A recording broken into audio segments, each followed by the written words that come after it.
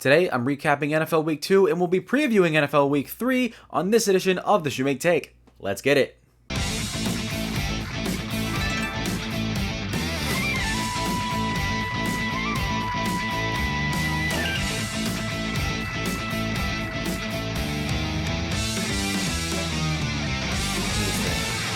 All right, and welcome in, everybody. Hope you're having a fantastic, awesome, fantabulous, just an amazing freaking day, man. My name is Garrett Shumake, and you are listening to the Shumake Take, episode 13. And today we are going to be recapping NFL Week 2 and previewing NFL Week 3. But before we do that, I got to do a little bit of housekeeping first. First off, as you can tell, I got no hat on today. I really didn't feel like putting a hat on, and I really couldn't decide which one I wanted to wear. So this will be a rare Garrett no hat episode, I guess. I don't know how common this will be, but yeah, no hat today. So you get to see my beautiful hair for a brief time today. And other than that, there is a schedule change, or content schedule change that's going to happen. We are, I'm going to be recording on Sunday now, we'll be recording on Sunday now, before Sunday Night Football. So after the 1 o'clock games, Thursday Night Football, the 4 o'clock games happen, I will record just so all my thoughts about the games that, I watched and or looked, kept track of, all the thoughts and my impressions are still fresh in my mind. And also it's more relevant, so should hopefully get more traction. That's what I'm hoping. And then Wednesdays will still stay the same. Like, I'll still be uploading Wednesdays, but that'll just be, recapping maybe Sunday Night Football, Monday Night Football, and then recapping the next week, all games from the next week. And then Saturday will still be Shumake Take Rant. And I know I talked about social media at the beginning. Right now, social media is just kind of on hold for me. If I really wanted to, I can. But right now, honestly, I'm just focused. I'm focusing more micro. I think the original plan was very macro and kind of like going into it full dive, 100%, like I had been doing this for like a couple hundred episodes, or even 100 episodes, even 50 for crying out loud. And at this point, right now, it's still too much for me at the moment. I apologize. I can't. It's hard to make a promise and then say I can't keep it. But just for the sake of me, right now, I'm just going to stick with YouTube. I'm just going to stick with practicing, being on mic, because that's how I see it every time I talk on here to you guys. I always talk on the mic, always get practice speaking, I guess in some type of a setting. I don't know what you want to call this. But for now, I just want to focus on making the best videos I can and making the best YouTube content that I can for right now. And then later on, as I get more settled in and as I get more comfortable, maybe social media will come back. Because the thing is, I know social media, I think the reason why I wanted to implement social media so bad was because I'm a media specialist. I went to college for media. I graduated with a bachelor's degree in mass communications for media. That's what I want to be. I want to be a play-by-play announcer in the NFL one day. And that's the degree that you got to go through to be able to get to that point, And seeing myself as a media specialist and learning in college about social media, how integral it is to growing a brand, how integral it is to get more views. And I think immediately in my brain was like, yes, got to do everything, to make sure that it grows as fast as possible. But here's the thing, sure, I want this podcast to grow. I want it to grow. I want it to flourish. And hopefully, one day that this could possibly, be a way that I make money. That could be really cool. That's not I don't know if I should say that's the end goal, but it would be really nice for this to happen. For that to happen to me, because I would love to be able to make my own money talking about football, doing what I love. And excuse me. I guess for right now, like I said, I think I went too macro with it. Because the thing is, Rome wasn't built in a day, right? Everyone says that, and I think that stays true to the Shumake Take as well. For now, I'm just going to focus on making the best videos I can here on YouTube, talking right here to you guys on this setup, on this microphone. Not that matters specifically, but shoot, it's part of the show. It's part of what makes the Shumake Take, even though the background's a little plain, whatever. But here's the deal. The schedule changes. We talking and do an NFL recap on Sunday. Wednesday, we'll recap Sunday night, Monday Night Football, preview the next week of football. And then on Saturday will be Shumake Take Rants. So just being a third video in there and really just and like I said, really just focus on YouTube and focus on this platform for now and then expand later.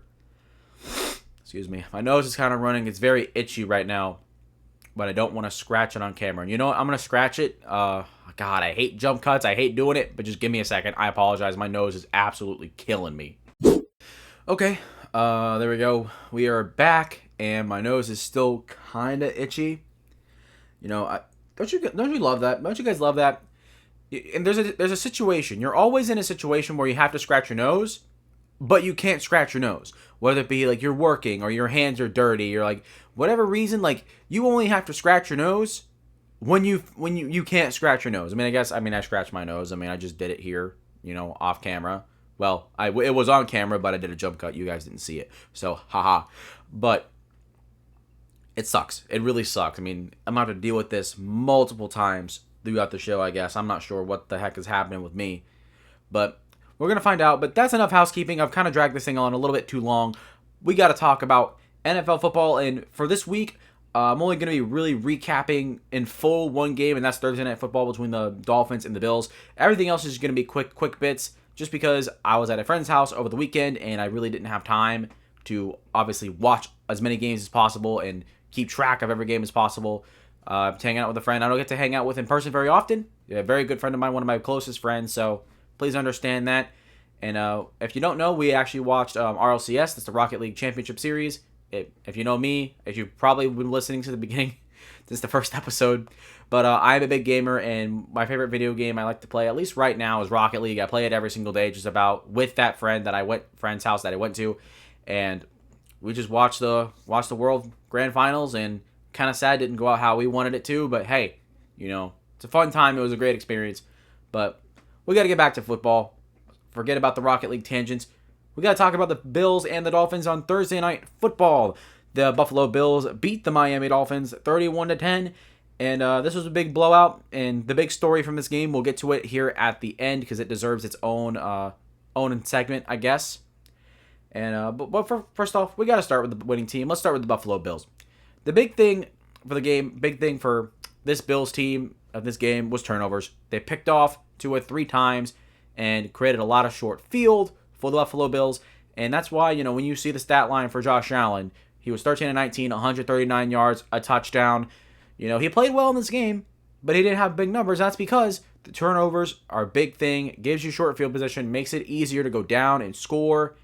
And honestly, like I said, Josh Allen played well, but he didn't have to be. Because not only did the short field help, James Cook was a workhorse. Now, he had 3 touchdowns in this game. Beautiful. Did he have a bunch of game-breaking numbers? No, he had like 80-something scrimmage yards from what I remember. But the thing was, a couple of those touchdown runs were explosive. He looked efficient. And honestly, that's all you really needed out of the Buffalo Bills. They were playing great defense. Like I said, they were getting turnovers. And so, let offense just go down, score we need to score, and the game's gonna, everything's gonna solve itself. Everything's gonna figure itself out. And that's exactly what happened. And that's what you would expect out of a team that's supposed to be competing for the playoffs, is having great defense and just having the offense playing complementary football, which is what it needs to be.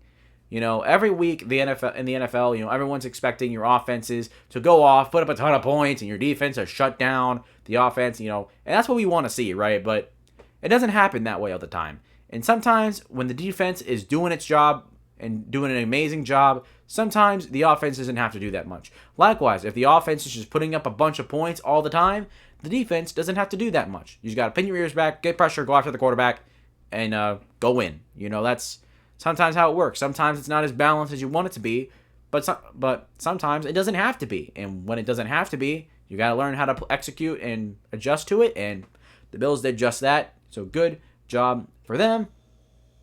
But honestly, like I said, talked about when you're up, you go get pressure, go after the quarterback. And the Bills got pressure. They got a couple of sacks.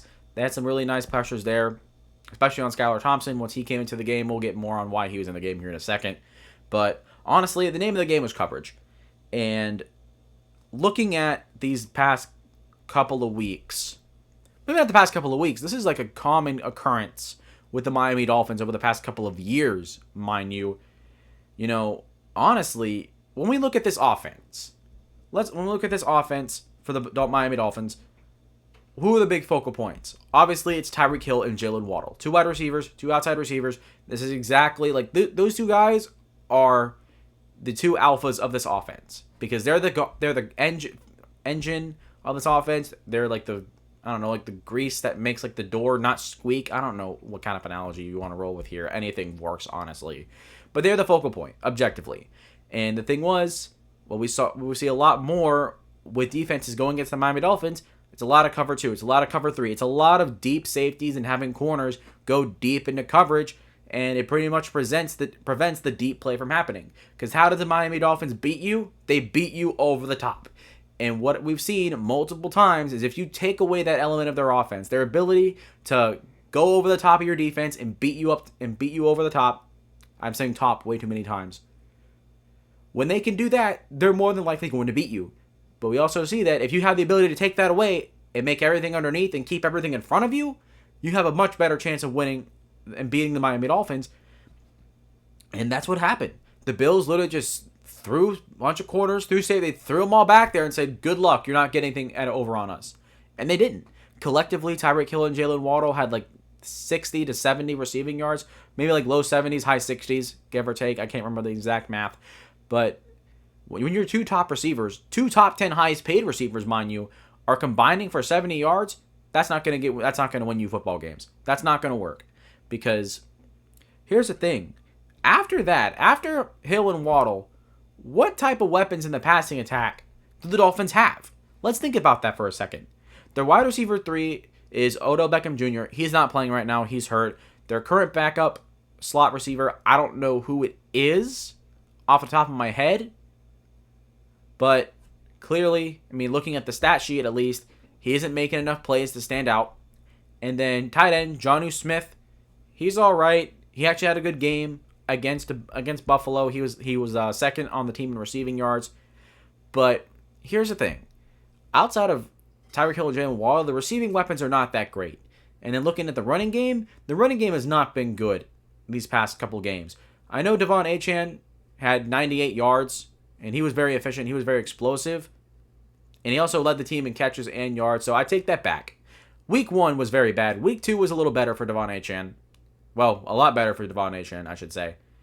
So he had a good game. He was a big factor. He played really well in this game. He had over like 130 scrimmage yards. So that's good. But it still goes to show that this offense is explosive. It's very explosive, I guess. That's the only way to put it. But when you take that away, this offense doesn't have the weapons to go underneath. It doesn't to sustain or to adapt when the best part of their team and best part of their offense is taken away from them. And it makes this offense kind of feel like a one-trick pony right now. Because last week, they went over 100 yards. Both Hill and Waddle did. But the running game was non-existent. And then you got this game where the passing game was not good at all. They couldn't get going what they wanted to get going. But the running game was more consistent. And that's a consistent theme with the Miami Dolphins offense going into even the end of last year, where they just can't get both sides going. They cannot have a balanced offense. And when you cannot have a balanced offense in the NFL, it makes it much, much easier for defenses to tee off on you and stop what you do best. And that's what happened. The Bills stopped what the Dolphins did best, which is beat you over the top with Hill and Waddle, and the rest of the offense fell apart. It completely fell apart. Tua had 3 really bad interceptions. One of them was to Jamarcus Ingram, where he literally just overthrew the receiver completely, and it's, oh my God, that's frustrating to watch. And honestly, with the turnovers, it's hard to win when you're giving the opposing team short field all game long. It's really hard to do that. And there's a reason why when you lose a turnover battle, you're more than likely not going to win the game, because it's a huge momentum-shifting play. But we have to get to the actual big story from this game, and that it's Tua's injury. And I know I just kind of dogged on him because of 3 interceptions, and, I'm not going to excuse him from that. No one should ever excuse a quarterback from having bad play. But putting that aside for a moment, I feel really bad for Tua, man. He tried to run, didn't slide, hit DeMar Hamlin, and immediately you could tell something was wrong. And God, this is like the third concussion in 3 years, I think, give or take. I mean, someone, let me know if I'm right or wrong in the comments.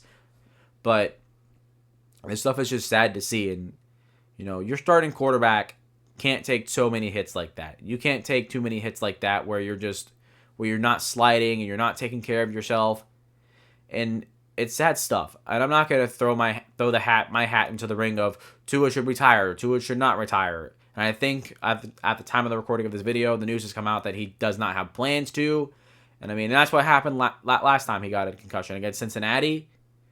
Everyone said, "Oh, he needs to retire. He's done. He needs to give it up." And then, he came back and he played. And if he says he's gonna come back and play, he's gonna come back and play. I wish him a speedy recovery. He just got placed on IR today as of the recording of this video, so he's gonna miss the next 4 games. But wishing for Tua's speedy recovery, hoping that he's going to be okay, because having repeated concussions like that at that position just does not bode very well, and hoping that he recovers quick. Best prayers to Tua Tagovailoa. But after that, we need to move on. We got to jump into quick bits. I don't think going into week 1 and week 2, I don't think, week 1, covering week 1, I don't think I explained quick bits very well. With quick bits, so the quick bits are pretty much the games I did not watch, but like I said, in the previous episode, I didn't watch the games, but I watched highlights. I kept track of the stats and kind of kept my eye on the games, but I didn't watch them. So to say, I'm not going to talk as if I watched the games and I know exactly what happened. I'm just going to give you guys my general impressions and my general thoughts of how I think the game played out. And if anyone wants to add more additional context, because here's the thing, I don't know the context of how some of these scores went. I don't understand, the nuance of the game because I didn't watch it, obviously. So if I say something that may be a little wrong or you don't agree with, let me know in the comments down below. There's the thing, I would like to know the context between, of certain instances of why games played out how they did. Because, for example, we're going to end with it, but here's a little precursor. The Falcons beat the Eagles 22-21. And, at a glance, I would say, oh, this game came down to the wire. But in reality, it was a blown halftime. The Eagles blew a halftime lead. And we'll elaborate more once we get there. But we got to start with the Vikings beating the San Francisco 49ers 23-17. Vikings move on to 2-0. And, oh my goodness. Was I wrong about Sam Darnold? Was I wrong about this Minnesota Vikings team? I'm not going to overreact and say, yes, I was wrong or I was right about them. No. But here's the thing. Sam Darnold has surprised me. Sam Darnold has played really well these past couple of games, or these first couple of games. And good job. Good job. Currently, right now, Sam Darnold is proving me wrong. He is honestly one of the better quarterbacks in the NFL right now over these past 2 weeks. And this offense hasn't slowed down. Not to mention, this Vikings defense has played a lot better than I thought as well. They're getting a pass rush. It's being effective. The secondary is making plays. And that's what you wanted to see, what you were hoping for as a Vikings fan. And I got nothing but happy surprise and happy admiration for how well the Vikings have played these past couple of games. I had thought that they'd fall back down to earth a little bit after facing the 49ers, but they beat them. They went and beat them, and they made a statement saying that, hey, we're not going down without a fight. J.J. McCarthy, forget him for this year. We're rolling with Sam Darnold. We're going to try and win with Sam Darnold. And you know what? They're winning with Sam Darnold. They're up 2-0. They beat the Giants. They beat the 49ers. And the offense and defense looks better than I expected. But for the 49ers, kind of disappointing. I thought they should have done more to win, obviously. But one of the things I wanted to keep my eye on was Jordan Mason, the backup running back for the 49ers. And he had 100 yards rushing. I think he had a touchdown as well. So he kept up his production. Obviously not as good as his 160-yard performance against the Jets.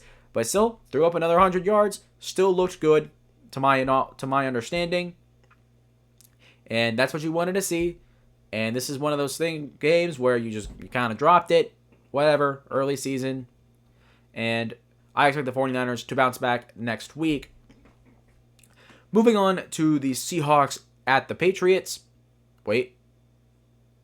Did the Patriots and was this? Oh my god, I can't remember. No. But yeah, the Seahawks at the Patriots. And the Seahawks win 23-20 in overtime. And I'll quickly go through Seattle.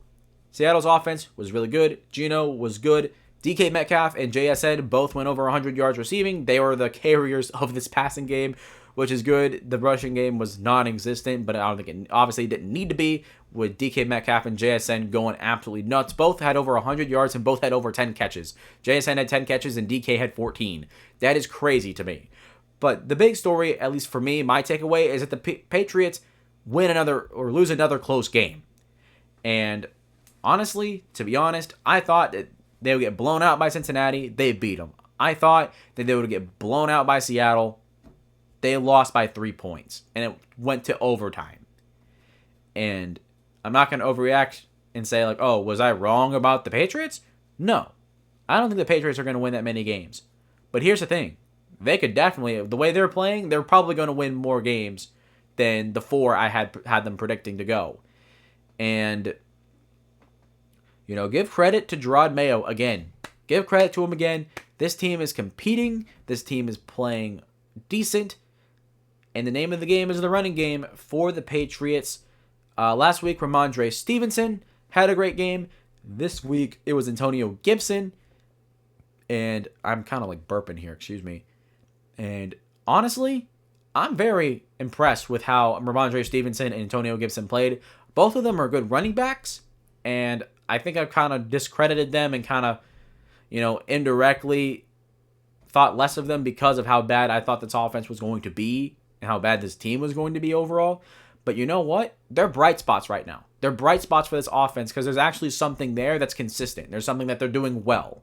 And the Patriots have always been known to try, to run the ball well. They've done that for even as long as Brady has been there. That's always been a thing. In the passing game for the Patriots, it's Hunter Henry was everything. I mean, he had over 100 yards, so good for him. But honestly, the name of the game for the Patriots right now is their running game. And if they can keep that up and be consistent with something, then that's going to help them win a couple games at least. But for right now, the Pats have been have been decently surprising for me. Let me correct my words there. Decently surprising. And I think we're going to see more of them on Thursday Night Football. We'll get to that later on. Next up, we have the Commanders beating the New York Giants 21-18. And Jaden Daniels got his first win. Good job to him. And he played well in this game. Offense was effective. Brian Robinson played well. And the defense played better. Very good bounce back game from them for how they lost against the Bucs in week 1. But honestly, the name of the game or the story of the game here is just the Giants. The Giants, they scored 3 touchdowns in this game. They scored 3 touchdowns in this game and they lost. And I'll say it again, this defense is very, very disappointing. The offense, fine. Malik Neighbors was pretty much everything. He went over 100 yards in this game. I take it back. He wasn't everything. Devin Singletary had 90 yards. But, hey, when the offense for the Giants did something right, it was the defense that let this team down. And I thought genuinely that it would be the offense letting the team down and the defense actually kind of keeping them in the game. No, the defense has been straight up awful over the past 2 games. It's been straight up awful. And it's just frustrating to see like a defense that actually has a good talent around it not perform up to expectations. You have one of the best defensive lines on paper, in my opinion, a secondary that's very underrated, a linebacking core that is okay, but you know what? It's serviceable. It works, in my opinion, all on paper, mind you, but they're just not playing up to what I thought they would be, and that's disappointing. Like I said, there's a lot of talent on paper on that defense, and to see them not, play as well as I thought they would, that's just disappointing. The offense, I kind of expected to not be good. Well, I expected them to not be good. But you know what? the offense did enough. I thought they did enough, at least from what I looked at. I thought they did enough to win today on Sunday, but the defense, another letdown.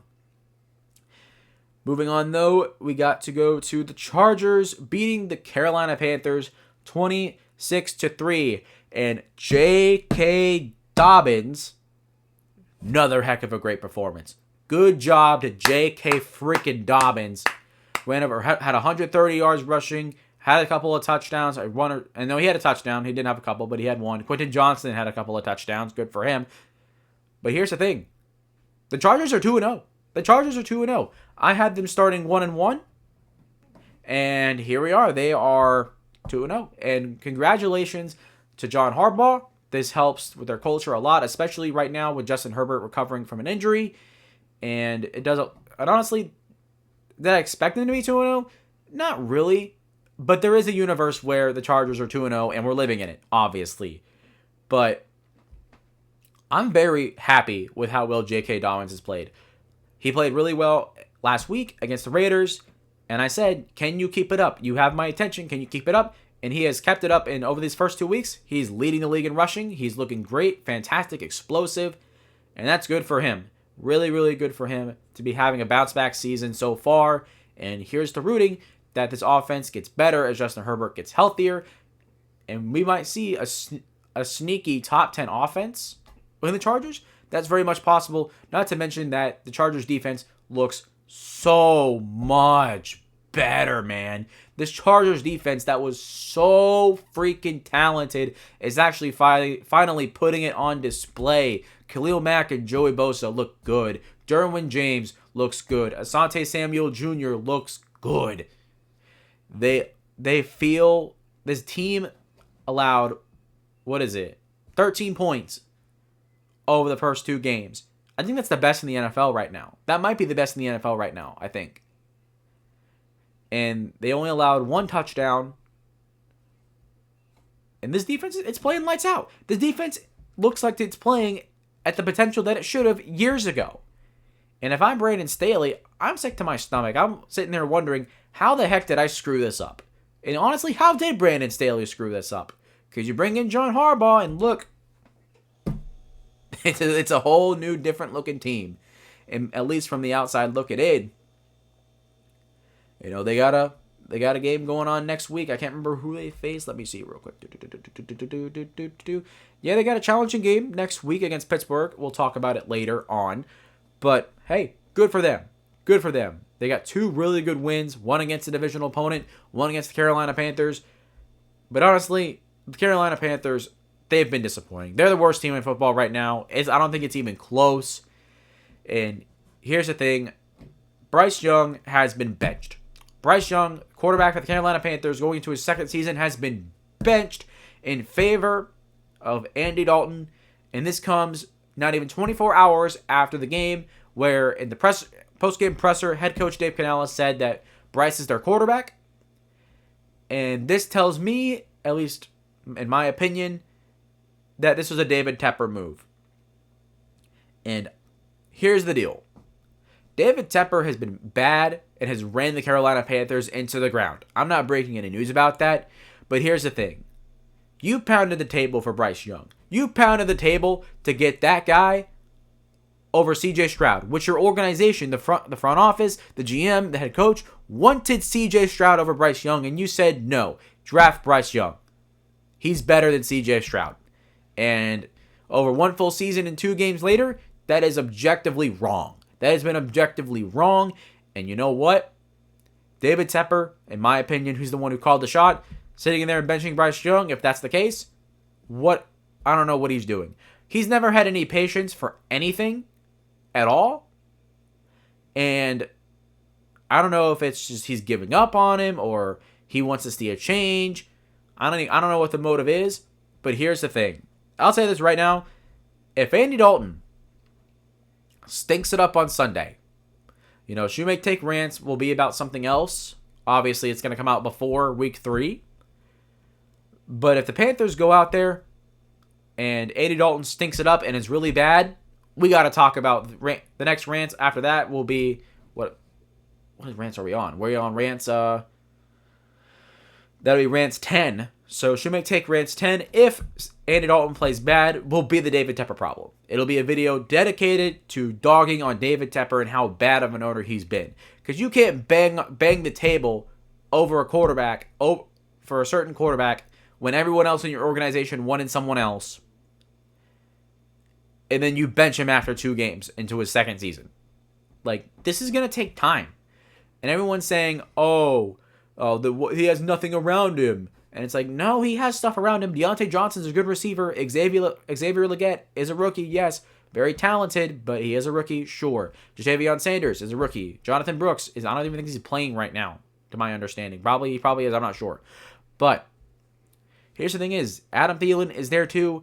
They have talent around him now. And that's not excusing for this offense and for Bryce Young playing this bad. But also, it's a new scheme. It's new players. Things like this are going to have to take time. And we're going to talk about it later on once we talk about Tennessee against New York.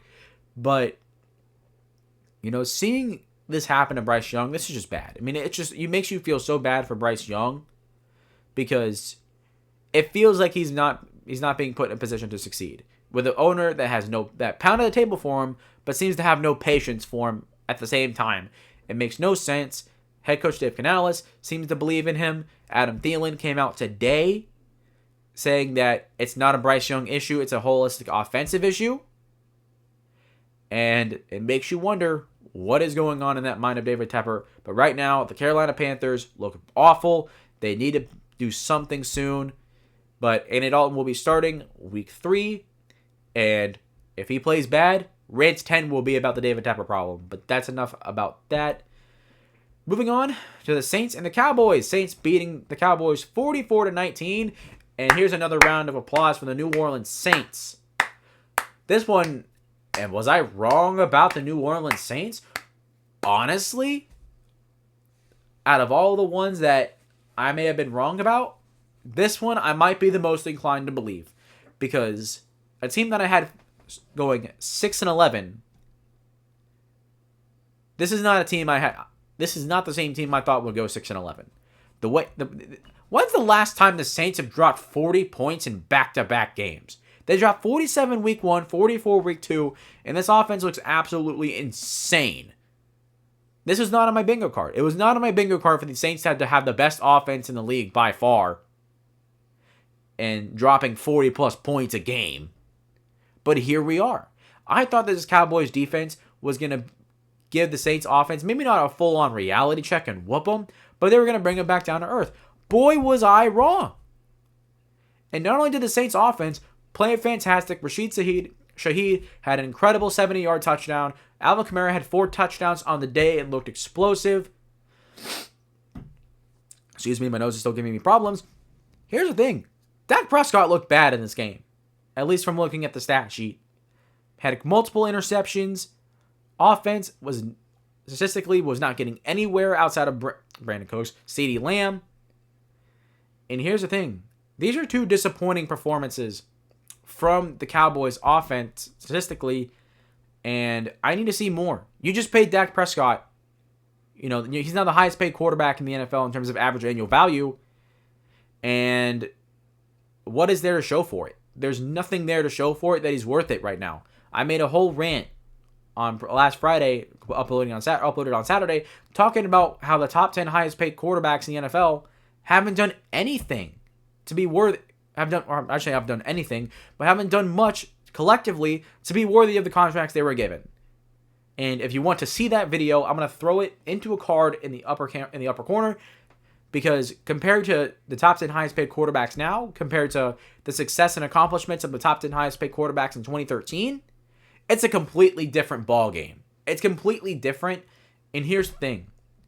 If you're going into year 8, year 9, and you're struggling right now, and you have only great regular season performances, here's the thing. Dak shouldn't have been paid, and he's proving right now that he shouldn't have been paid. But that's besides the point. Saints are looking really good right now, and they definitely, at least in my thoughts right now, they're probably going to pass the 6-win threshold that I had set for them. They do not look like a 6-win team. They look like a dangerous team. that's definitely going to be competing for the playoffs if they keep on playing how they're playing. But we're going to move on to a team that doesn't look like a playoff team at the moment with the Indianapolis Colts. The Green Bay Packers beat the Colts 16-10, and I'll get to the Packers in a second. But first, Anthony Richardson, 3 picks. No. Simply no. And right now, you're seeing the inexperience of Anthony Richardson. Last week, you saw him throw a beautiful 60-yard touchdown with a defender right here pushing against his chest. And this game, he throws 3 picks. And honestly, this is the experiment and what I think we'll see from Anthony Richardson all year long. We're going to see some high highs. We're going to see some low lows. And Jonathan Taylor played well. Their defense played well enough, I guess. But here's the thing. If you're Anthony Richardson, you're starting quarterback, you cannot lose to the Packers quarterback, Malik Willis. You cannot lose to Malik Willis making his 4th ever start in the NFL. And give credit to Malik Willis where credit's due. He didn't do anything in this game. But you know what? He was 12 of 14. He had 122 yards. He threw a touchdown pass. His first NFL touchdown pass in the NFL. Great for him. He didn't do a whole lot. But you know what? He took care of the football. We had no turnovers. Or they had no turnovers. Excuse me. They were fine. Josh Jacobs had 150 yards rushing.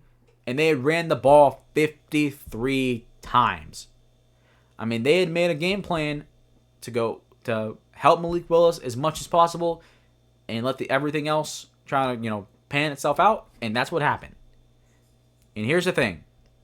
I don't know how much the Green Bay Packers can keep that up for as long as Jordan Love is going to be out. But you know what? They found a winning formula to beat a solid Colts team, in my opinion.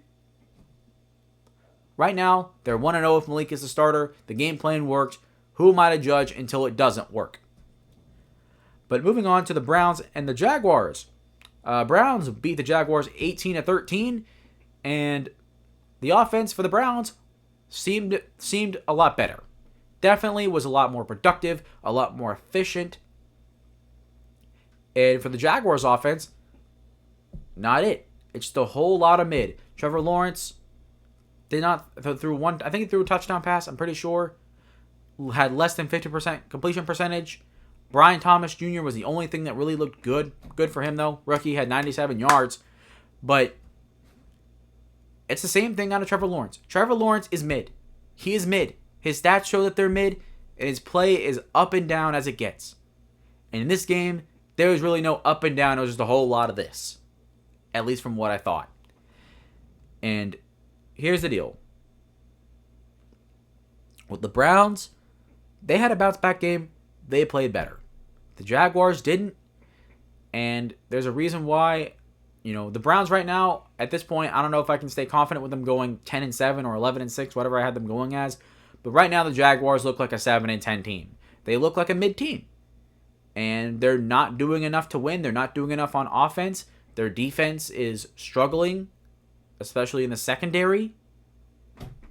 I don't know what to tell you. I mean, the Browns look like a better football team, and they are a better football team, and that's kind of what we saw in this game. And then moving on to our last AFC South team, going against the Titans and the Jets. Jets beat the Titans 24-17, and for the Jets, Aaron Rodgers gets his first win as a Jet. Great stuff. Garrett Wilson didn't really do much throughout the game, but looking at the highlights, I saw he had a big catch over Titans corner L'Jarius Sneed. That was critical. Braylon Allen, the youngest player in the NFL right now, had a rushing touchdown, had a receiving touchdown in this game. Good for him. And the story of this game, though, is Will Levis. Here's the thing. The Titans, this is another halftime lead that they have blown, and one where they were in control, and they blew it. It was the exact same game as last week, it feels like, because the Titans had another punt blocked. 2 games in a row, they've had blocked punts. 2 games in a row, they've had halftime leads that have been blown. And 2 weeks in a row now, we have seen Will Levis make a dumb, stupid, mind-numbing decision. It was 3rd down and goal. He was in the red zone. Pressure was coming. He tried to step up or maybe not step up, but he tried to run out of it and get some space, tripped over a defender that had fallen down, and as he was falling, he had tried to pitch the ball out to a running back, and obviously it was a fumble because it went backwards, of course, and then the running back wasn't ready for it. He had 2 defenders right on his back, and of course that's going to get picked up. And Will Levis, what are you doing? What right now? The biggest liability for the Titans is Will Levis. I know that the Titans fans will probably tell you that it's the offensive line, but here's the thing: you can't win football games when Will Levis is just throwing points away. You cannot do that.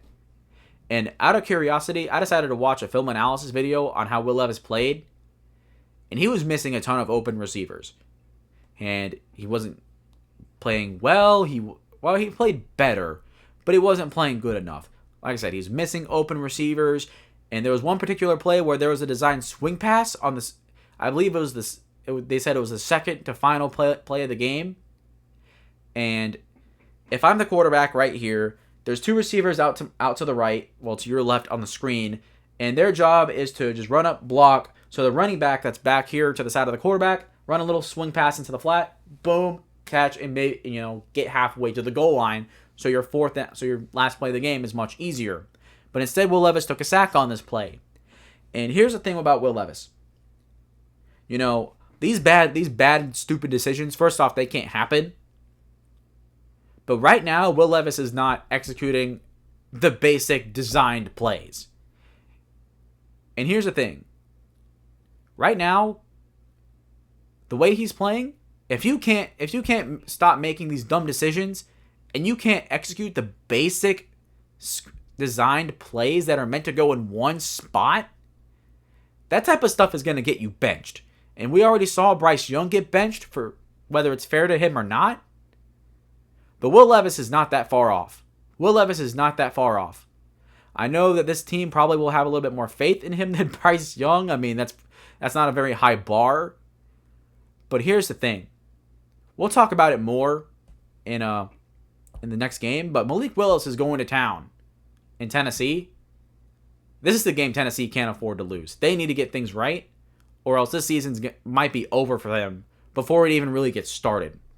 But I'm not going to talk about much more about that. We're going to save it for later. But moving on, and let me conclude with one thing. There's a reason why I put the Colts, Jags, Titans games. That's why I put them all back to back to back. There's a reason why. And it's because I think a lot of teams had expectations for the Colts and for the Jaguars. Not very many people had expectations for the Titans. I had more. But right now, the AFC South is looking very, very, very bad. Very bad. Because the Texans, they're 2-0, but week 1 held up, 2-point game against the Colts that could have gone either way. Then we'll get to it. They beat the Bears 19-13. If it wasn't for a rookie quarterback playing and Caleb Williams, that could have gone a little differently. And this AFC South. I thought the AFC South would come out and be one of the best divisions in football this year. Right now, it's looking like one of the worst. 3 teams are winless going into week 3, and the only team that's 2-0 has won 1-score games. That's it.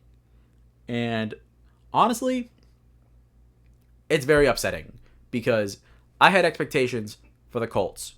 I had expectations for the Titans. I expected these teams to play well and do better. And I didn't really have much expectations for the Jaguars, but I know people did. Many people did. Many people thought that the Jaguars would have a bounce-back season. And honestly, right now, outside of the Texans, none of these other teams look good. None of them look good right now. The Colts can't get anything consistently out of Anthony Richardson. Trevor Lawrence is just straight mid. Has not been good, hasn't been bad, but it's just been straight mid. And Will Levis is literally throwing points away every week, looking like a goofball. So, I mean, it's very disappointing. Because when you have expectations for, not even just, one team in particular, but when you have expectations for a whole division, and they're not living up to it, that's very disappointing. Because, obviously, I want these quarterbacks to succeed. They're young quarterbacks, it's very interesting, and right now, the only interesting thing about this division is that is a Will Levis plays. That's literally the most interesting and entertaining thing about this division right now is Will Levis and how bad the Titans offense has been. But that's besides that's besides the point. But overall, AFC South does not look good at all. And if anyone expected the AFC South to be good this year, well, I'd advise you pump your brakes a little bit. Because right now, each of these three teams I mentioned are at a big risk of going 0-3. And if these three teams start off 0-3, no, I don't think any of them can have a chance to make the playoffs. And this might be over for all three of them before their season really even gets going. But moving on, we got to move on to the Bucks and the Lions. Bucks beating Detroit 20-16, and God freaking damn it, this happened last week. It happened. Last second I had picked the Raiders to beat the Chargers. Chargers whooped them. Then this week I had picked the Bucks originally to win. I flipped and picked the Lions, and the Lions lost. Gosh dang it. Is this going to happen to me every week? Is this going to happen every week where I make a last second change?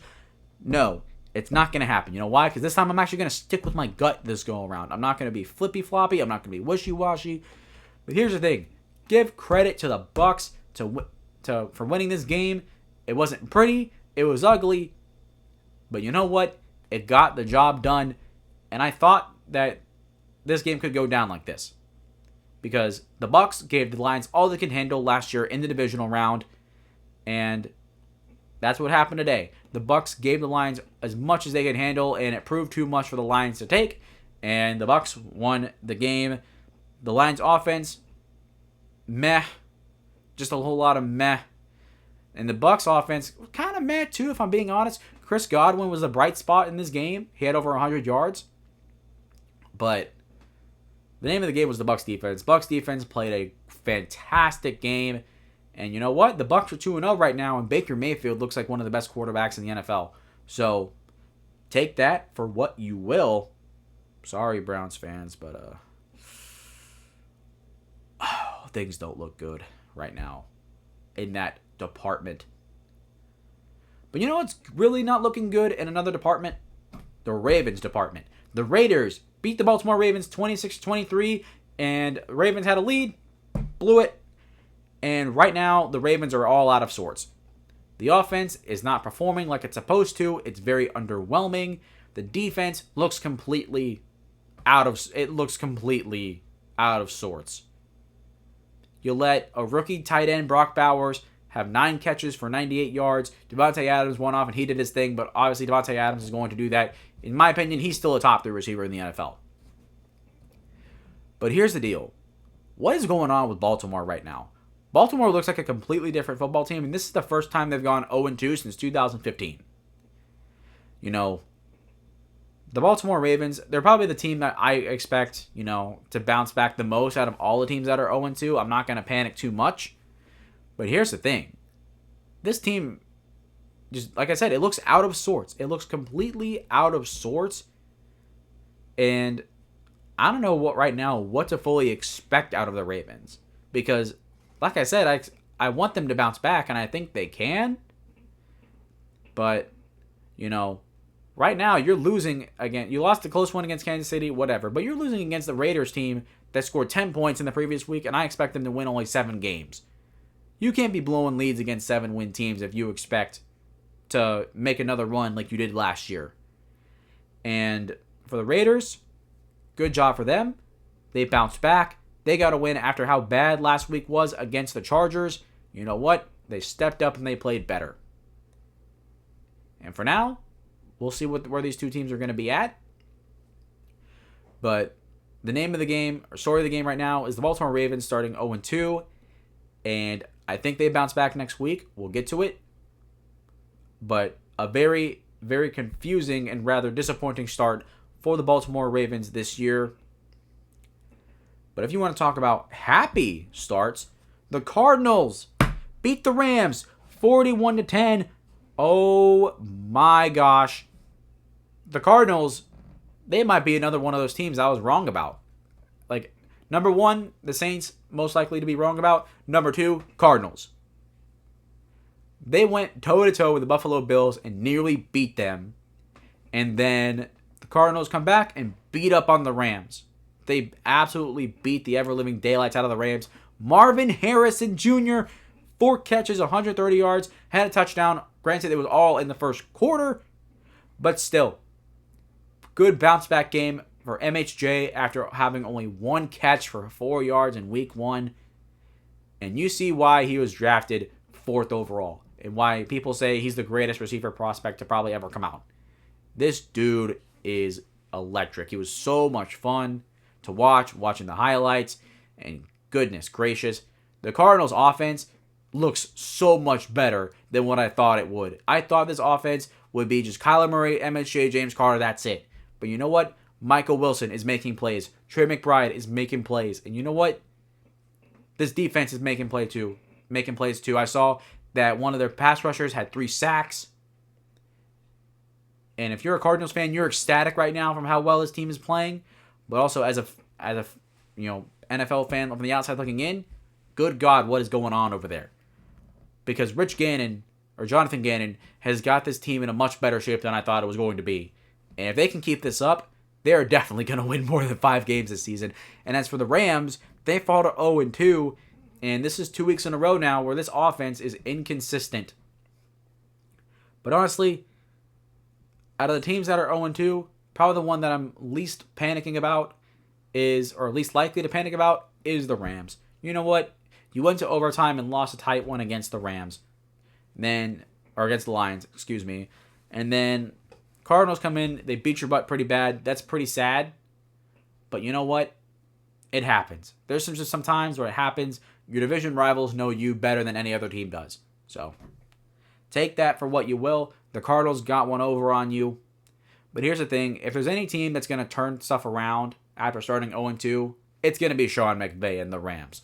That's all they've done is they haven't shown. This is not a team that will lie down and die. I think they bounce back. They're going to win more games.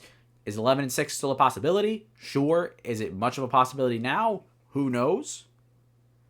But even though the Rams got smacked in this game, I'm not going to panic yet because I expect a bounce back out of Sean McVay and the Rams. So I think we're all good there. What's not all good there, though, is the Denver Broncos. The Steelers beat the Denver Broncos 13-6, and literally it was just another. It played out just like the Steelers and Falcons game did in Week 1. The Steelers offense just boring but fine. Took care of the ball. Justin Fields played well, fine. Played good defense. Beat down an offense that was anemic. And Bo Nix, 2 more interceptions. Didn't have a touchdown. And right now, the Broncos just don't look good. They don't look that good. I know they were able to keep it close, surprisingly, against Seattle last week. But here's the thing. If they're going up against a good defense, this team isn't going to go anywhere. I don't think they're going to win. And it's sad because I want Bo Nix to be successful. But right now, he is not in a good position to succeed. And it's looking more and more like the Broncos are going to have a long, long, long season. And for the Steelers, I think it's going to be more of the same. This defense is going to have to carry this team, and it has been doing so these past first 2 weeks of the year. Moving on to, in my opinion, the best game of the week. The Bengals at the Kansas City Chiefs. Chiefs win 26-25. I have it backwards. But here's the thing. This game was back and forth. A lot of people are upset because of all the ref stuff. And I'm not going to be on here. I'm not going to talk about the refs. I'm not going to do that. At that point, you're beating a horse that's completely decomposed and all that's left are the bones. There's no point in talking about the refs and how bad they are because, honestly, you'd be talking about it to the end of time. It's something that's always going to happen. But here's the deal. Chiefs won it again. Rashee Rice had another good stat line. Like it. Looks like he's the emerging number 1 target and favorite target for Pat Mahomes right now. And for the Bengals, God, you got to get T. Higgins healthy. Jamar Chase isn't doing much right now. I know Mike Gesicki, he had 100 yards. Good for him. But I need some water.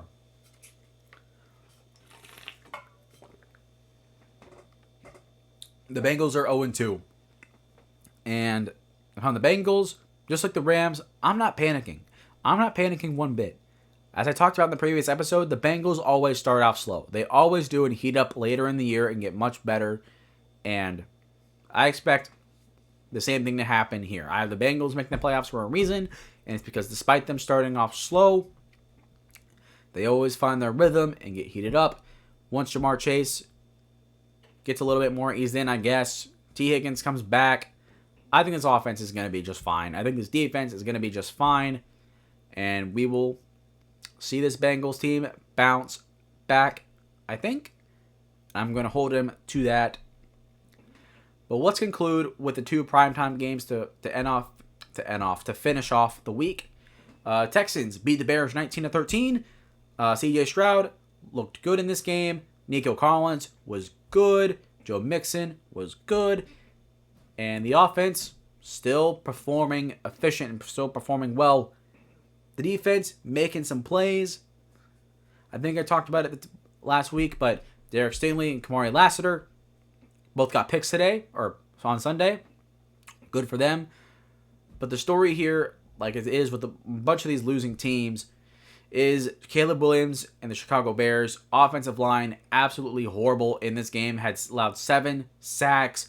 Caleb Williams had 2 interceptions. And right now,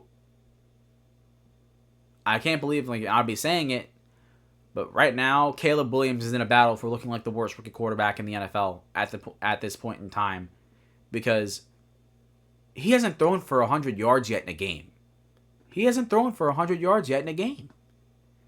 I'm pretty sure. I mean, obviously he didn't do it against Tennessee. He had 92 yards, but in this one, I think he threw for over 100 yards in this game. I'm pretty sure he did.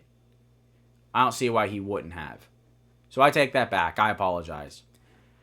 But here's the thing. You're not going to win games with your offensive line allowing that much pressure. And the NFL is taking notice. This is something people talked about when people talked about Caleb Williams coming out of college. And it was that, he plays hero ball. He doesn't play within the structure of the offense, and he tries to run around and make plays. Can he adjust and play more quarterbacky? And he hasn't been able to make that adjustment. He hasn't been able to do it. And NFL teams are bearing down. They're bearing putting their jaws on their throat. I don't know how to describe it. But here's the thing. If you want to make a quarterback that relies on his mobility, you want to slow him down, you got to make him play quarterback. You got to make him drop back and beat you with his arm. And Caleb Williams hasn't been doing that right now. He hasn't been doing anything in the running game anyways, but that's not his style. But if you have a mobile quarterback of any kind and you keep him in the pocket, you're going to win games. You're going to win more games that way.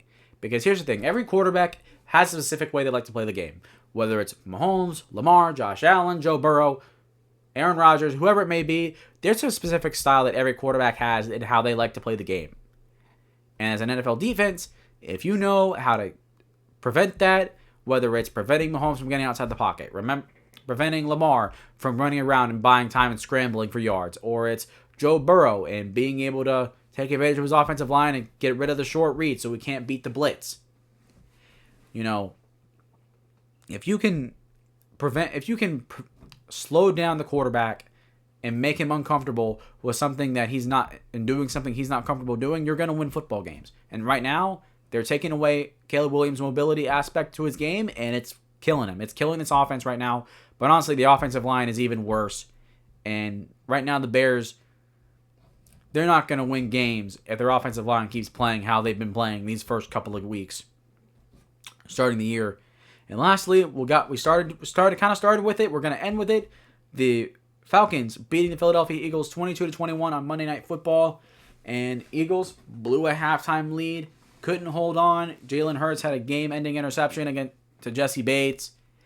And this one was very disappointing, because I thought the Eagles would build off of a solid win against the Packers. They were at home. They were going up against a Falcons team that was very anemic on offense in week 1. And they couldn't do it. This defense was picked apart. It struggled. And it allowed Kirk Cousins to have a bounce-back game. He played really well in this game. Bijan Robinson played really well in this game. And kudos to them. I thought this Falcons offense would start off slow, and having one bad game and having one good game doesn't define that yet to me. But hey, after the game you had against Pittsburgh, Kirk and this offense really needed another opportunity to do better. And you know what? They played much better. They played much, much better in this game. And for the Eagles, secondary is still an issue. And man, that's a disappointing loss because you had a solid lead. You blew it. Game-ending interception when you're trying to drive down the field to win the game. Can't have that. Can't have that. But the Falcons, good on them. Bounce back game for them. And we got to go into our preview for week 3. And I forgot to do it the first couple times. But currently how my record stands. Week 1, I was 7-9. Week 2, I was 8-8. So overall, I'm predicting games. I'm 15-17. So this is not a good start for me predicting games. But here's the deal. Week 3, I think this is our bounce back week. I think this is my bounce back week to pick some games and get them right. And we're going to be starting off controversial. But Thursday Night Football, Patriots going to the New York Jets. Give me the Patriots to win this game. Why? Because they've been more competitive than I expected them to be. And I expect the same thing to happen here against the New York Jets. The New York Jets looked awful in week 1 against the 49ers. And they came back. The offense did not look good against Tennessee's defense. They didn't do what they wanted to do. And the way the Patriots defense has been playing kind of stingy, I expect more problems to happen. And I think the Patriots pull off the upset on Thursday Night Football. I'm going to bet on the Patriots a little bit. They've been keeping things close. And I think this is an opportunity for them to kind of take that one step further and let it equate to a win against a team who I think, and the Jets, who I think are going to be really, really good this year. Next up, the Giants at the Browns. This game, give me for the Browns to win this game right now. The Giants' offense looks awful. The Giants' defense looks even more awful. And you know what? The Browns' offense bounced back against Jacksonville. Their defense bounced back as well.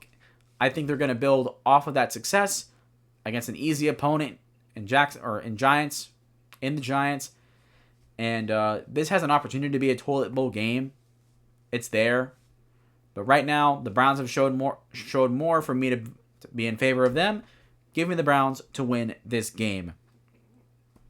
Next up, we got the Bears at the Indianapolis Colts. Give me the Colts to win this game. This one is going to be close, in my opinion. But here's the thing. Anthony Richardson in this Colts team, overall, is just more solid and more proven than this Bears team. And right now, given how bad the offensive line played for Chicago, they were bad against Tennessee. They were bad against Houston. And they're going up against the third AFC South team in the Colts, where their defensive line is pretty darn good too. And I don't expect that to get much better. The secondary is very suspect for the Colts.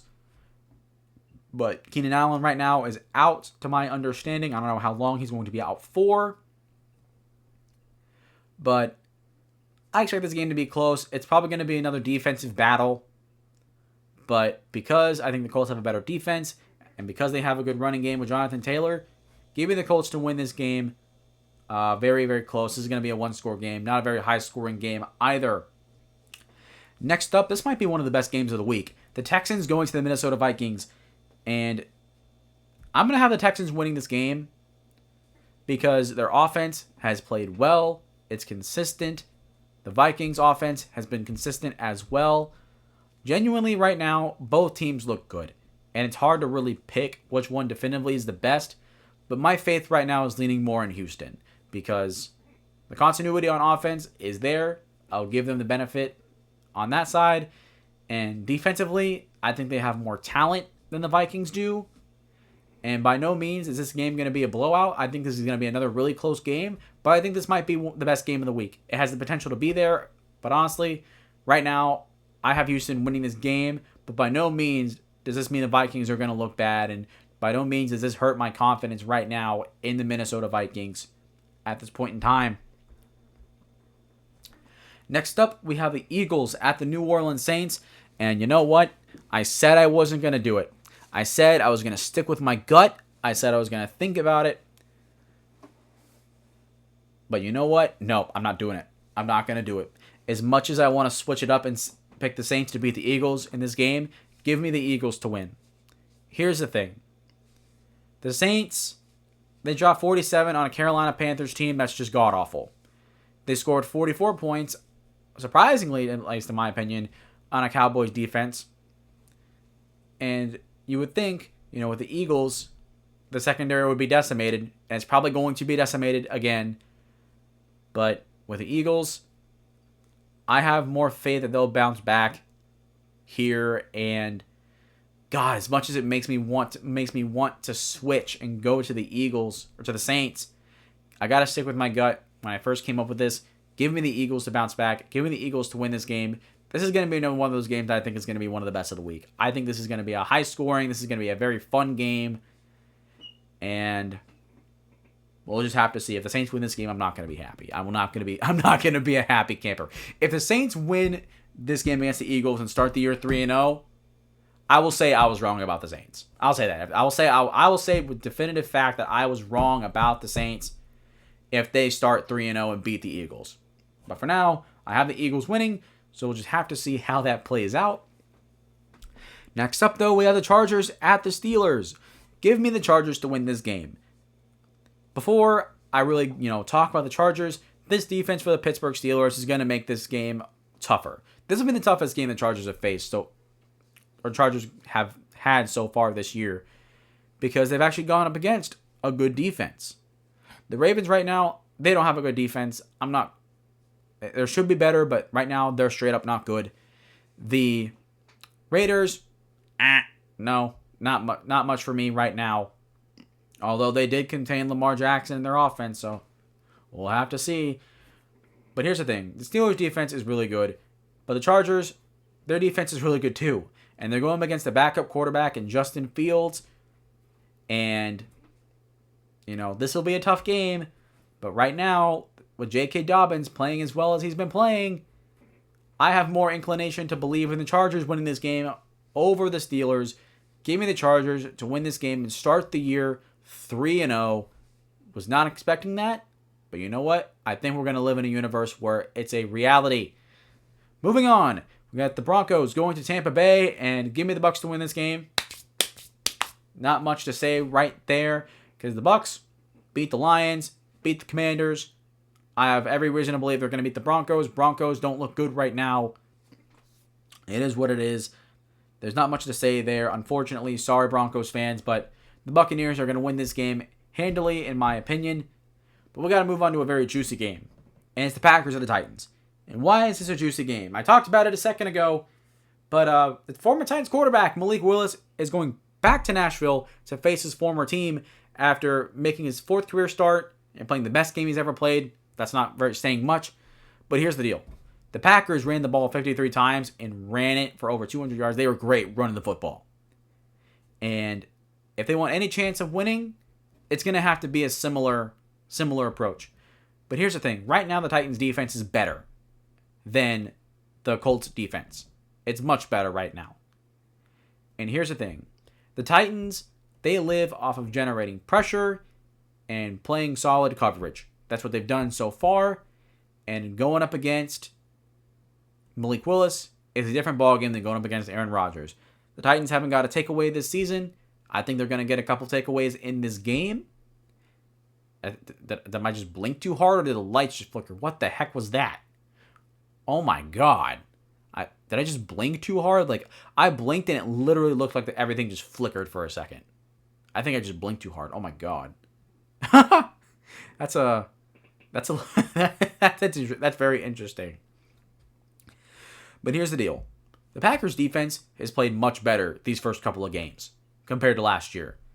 And they're going up against a Titans offense that cannot get out of its own way. And this game is probably going to be closer. I don't think it's going to be a very high scoring game. But for the Titans, here's the thing. Will Levis, you got to get it together. You got to figure out how to stop making bow-headed plays, and you just got to start playing football. Because right now, you're not playing football. You're rogue. He's playing rogue right now. And I talked about it when I talked about the Jets and Titans, he's playing right now to a point where if he doesn't get it better, he's going to get benched sooner rather than later. And for the Titans, they had high expectations for this team. They have high expectations for themselves. You can hear it in their conferences. And if the Titans, if they can't start, or if they can't beat Malik Willis and the Green Bay Packers, the Titans season is going to be over, in my opinion.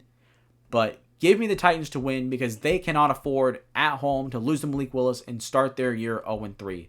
I think this is a game where they bounce back. They have an opportunity to play decent offensive football, not allow a blocked punt, and honestly, just let the defense go out there and carry this team to a win. Because it's going to have to happen again. But you know what? I think you game plan for that. I think you try and just play solid, fundamental football and just try not to do too much. Because the defense is going to do enough for you to win. So just help out their defense. Don't turn the ball over. And you should win this game. Next up, the Panthers at the Raiders. I talked about it with the Panthers. If Andy Dalton goes out there and he stinks it up, Rants 10 will be about David Tepper. But I have the Raiders winning this game because right now they're objectively the better football team. Every team right now is better than the Carolina Panthers, and I cannot pick the Panthers to win until they prove me otherwise. I simply can't. This offense is awful. This defense is awful. There's literally nothing about this team that is good. Maybe the punter because he's punting a whole bunch of times. That's it. God, my mouth is dry. So right now, the Raiders, you start off 0-1. Starting off 2-1 or going to 2-1, I think that's what's going to happen here. And until the Panthers prove me otherwise, I can't pick them to win games right now. Next up, the Dolphins at the Seahawks. Give me the Seahawks to win this game. I think this offense is going to have their way with the Dolphins defense that has struggled these first couple of games. In certain spots, at least, they've struggled really bad against the Bills, of course. And right now, the Dolphins don't have Tua. They're going to IR. I don't know who's going to start for them, if it's going to be Skylar Thompson or Tyler Huntley. But right now, without Tua in there and being able to stretch this offense to what it needs to be in order to be insanely productive and be at its best, I can't have them winning games right now. Give me the Seahawks to win this game. Next up, we got the Lions at the Cardinals. And this is going to be, I'll say it right now, this will be the best game of the week. I think this will be a high-flying, high-scoring game, and give me the Lions to win it. Here's the thing. The Lions, I think, will bounce back after their loss against Tampa, and the Cardinals, they played really well these past couple of games on offense. I think they continue it here against a defense that's kind of weak for Detroit right now. But here's the thing. As much as I have the Lions winning this game, this is an upset watch. I'm putting this one on upset watch because the Cardinals could very much come behind and beat and surprise the Detroit Lions. Because right now, as well as their offense is playing, they got a shot. Right now, they have a shot. Until they prove that their offense is not as good as these past couple weeks have shown, right now they have a shot to win any game. And that includes here with the Detroit Lions. But for right now, I have more faith in the Lions. Give me them to win this game in Week 3. Next up, this game is against two disappointing teams, the Ravens at the Cowboys, and give me the Ravens to win this game. I'm picking the Ravens to win this game because I think this team is too good to not go this team is too good to lose the first 3 games and start 0-3. I think they're a better team than the Cowboys.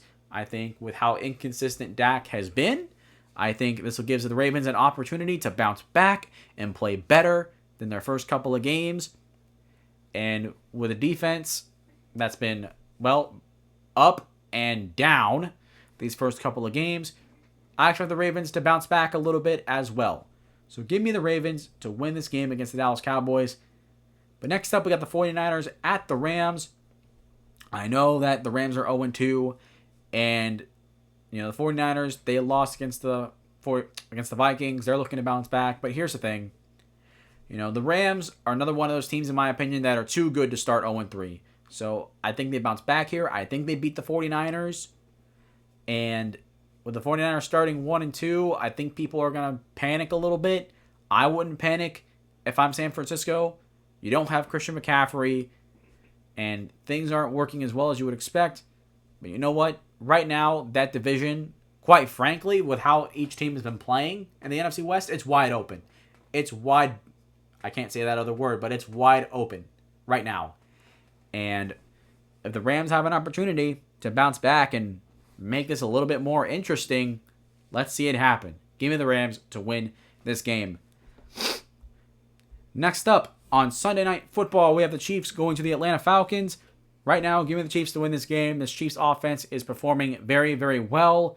The defense is not great, but you know what? They're playing solid football. They're making plays, and right now, that's all you want for the Kansas City Chiefs. Just have your defense just do enough to let your offense go off, play great, and go win games. And right now, going up against the Falcons defense, that's been kind of inconsistent to start the first couple of weeks. Give me the Chiefs to win this game. Right now is how they're playing.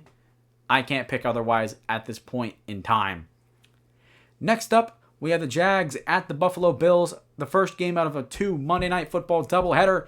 And give me the Bills to win this game for obvious reasons.